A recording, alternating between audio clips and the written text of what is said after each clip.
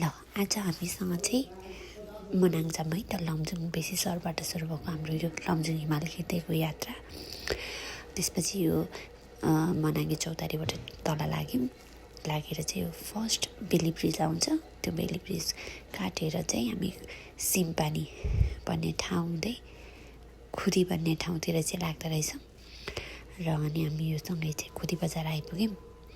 अनि खुदी बजार आएपछि हाम्रो त्यहाँ एउटा सब स्टेसन थियो, त्यो हेर्ने भनेर जाँदै चाहिँ हाम्रो गेट नजिकै चाहिँ उहाँहरूको केही पर्व रहेछ, त्यो मनाउँदै हुनुहुन्थ्यो। खिच्न मन लाग्यो, थोरै क्लिप खिचेँ। अनि चाहिँ हामी हाम्रो खुदी सब स्टेसन पस्यौँ। त्यहाँ पनि कस्तो राम्रो हिमालको भ्यू देखिने रहेछ कि।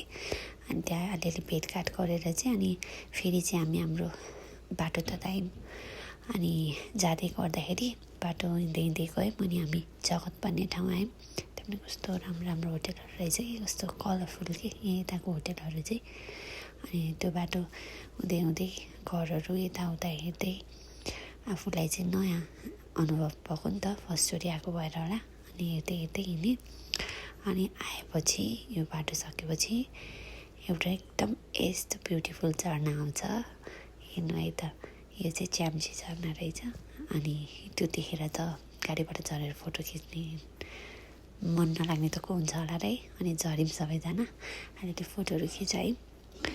अनि फोटो खिचाएर चाहिँ हामी फेरि लाग्यौँ। अहिले चाहिँ नि मनाङको बाटो यस्तो राम्रो भइसकेको रहेछ कि, यति सेफ भइसकेको रहेछ। लगभग हाइड्रोले चाहिँ धेरै ठाउँमा चाहिँ बाटो ढलान गरिदिइसकेको रहेछ। अलिक अगाडि गएपछि चाहिँ बाटोको साइडमा चाहिँ त्यो सेफ्टीको लागि भनेर यस्तो ब्लक्सहरू कतै चाहिँ यस्तो ठुलो रेलिङहरू जस्तो भनौँ न, अब मान्छेको घरको रेलिङ होइन कि, त्यो बाटोको लागि सेफ्टीको लागि बनाएको। त्यस्तो कति धेरै ठाउँमा बनाएको कि, कति राम्रो भइसकेको छ अहिले देख्नुहुन्छ अगाडि।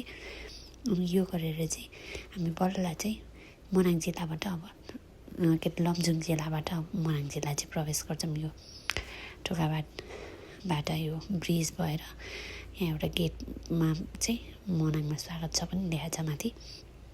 अनि अब यो सँगसँगै गयौँ।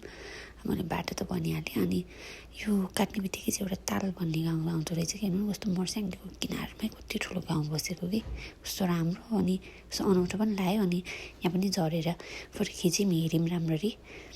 राम्रो थियो गाउँ चाहिँ, एकचोटि बगाएको पनि थियो अरे है, कस्तो बसेको कि। अनि फेरि हामी हाम्रो यात्रा चाहिँ कन्टिन्यू गऱ्यौँ।